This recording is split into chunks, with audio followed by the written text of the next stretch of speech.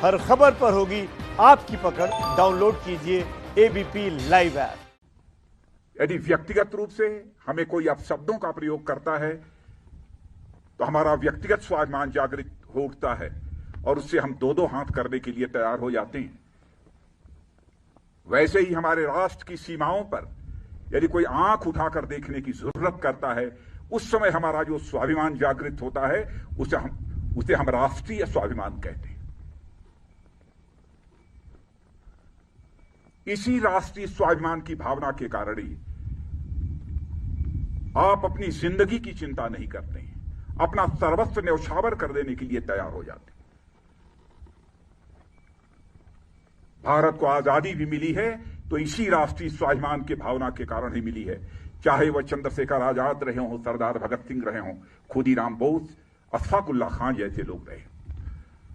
इसी राष्ट्रीय स्वाभिमान की भावना के कारण ही हंसते हंसते फांसी के फंदे को चूम लिया था, तब जाकर यह हमारा भारत आजाद हुआ है।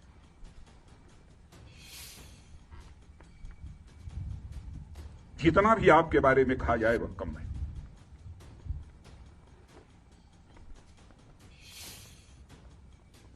इस समय सीमा के विवाद को सुलझाने के लिए बातचीत का दौर चल रहा है। जो कुछ अब तक की प्रगति हुई है बातचीत की, मामला हल होना चाहिए।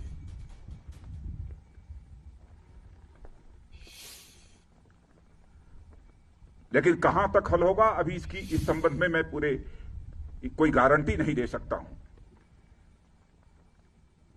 लेकिन मैं इतना यकीन दिलाना चाहता हूं कि भारत की 1 इंच जमीन को भी दुनिया की कोई ताकत छू नहीं सकती है, उस पर कब्जा नहीं कर सकती है।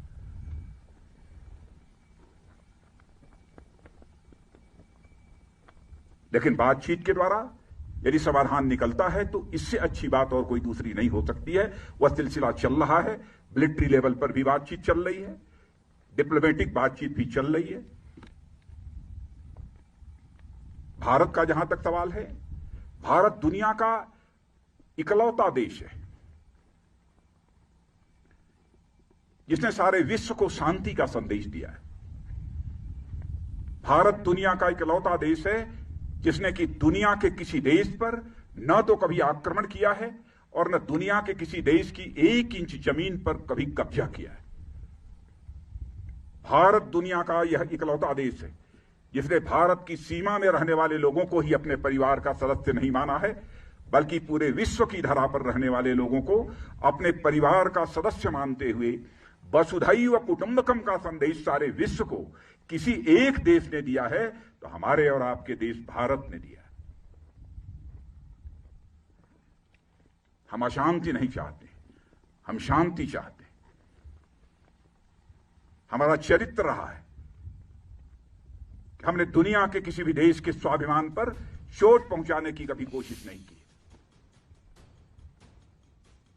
लेकिन यह भी मैं कह देना चाहता हूं 2 टूक शब्दों में, यदि कोई दुनिया की ताकत हमारे स्वाभिमान पर चोट पहुंचाने की कोशिश करेगी तो उसे किसी भी सूरत में हम बर्दाश्त नहीं करेंगे, उसका हम मुंहतोड़ जवाब देने के लिए भी तैयार रहेंगे।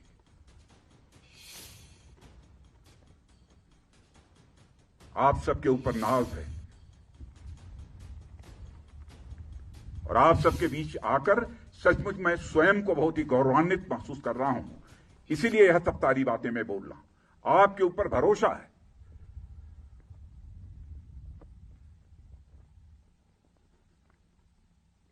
और जिन हमारे जवानों ने अपनी शहादत दी है उसका गम केवल परिवार के लोगों को नहीं है, हम लोगों को भी है, 130 करोड़ भारतवासियों को भी।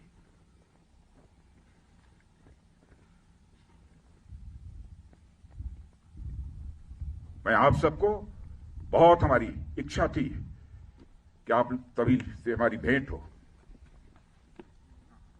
और मित्रों, भरोसा रखना, अब हमारा भारत ये कमजोर भारत नहीं है। भारत का एक सशक्त नेतृत्व है। श्री नरेंद्र मोदी जैसा प्रधानमंत्री हमको मिला है, फैसला लेने वाला प्रधानमंत्री, दृढ़ इच्छा शक्ति का प्रधानमंत्री।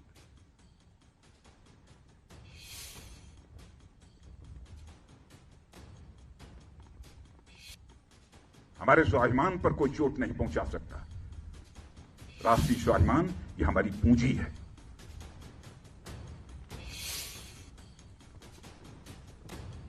आज के अवसर पर मैं समझता हूं कि और अधिक कुछ कहने की जरूरत नहीं है, लेकिन यदि आज हम लद्दाख के क्षेत्र में यहां पर खड़े हैं और इस फॉरवर्ड पोस्ट पर आकर आप सबसे मिलते हुए जहां मुझे बेहद खुशी हो रही है, वहीं पर इसी लद्दाख के कारगिल द्रास सेक्टर में भारत की सीमा की रक्षा करते हुए, एक एक इंच जमीन की रक्षा करते हुए हमारे सेना के जवानों ने जो शहादत दी है, उनको भी मैं इसमें स्मरण करना चाहता हूं और उनको भी मैं श्रद्धांजलि अर्पित करना चाहता हूं, क्योंकि कारगिल दिवस की भी एनिवर्सरी 26 जुलाई को है।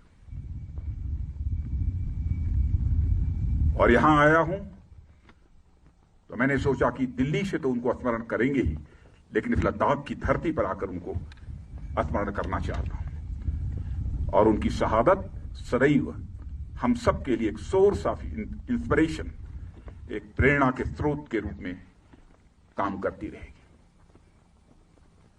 इन्हीं शब्दों के साथ पुनः आप सबको हार्दिक शुभकामनाएं देता हूं।